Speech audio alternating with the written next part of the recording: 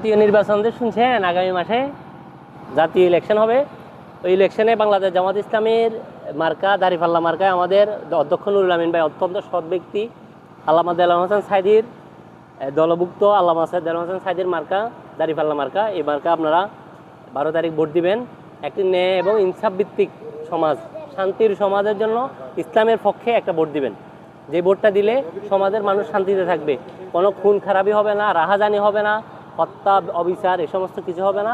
ওইরকম একটা সমাজ বিনির্মাণের জন্য আপনারা দাঁড়িপাল্লার পক্ষে ভোট দিবেন। আর আমরা মুসলমান হিসেবে অবশ্যই আমাদের ন্যায় এবং ইনসাফের পক্ষে থাকা জরুরি, কারণ আমরা আজকে না হয় কালকে আমরা মরবই।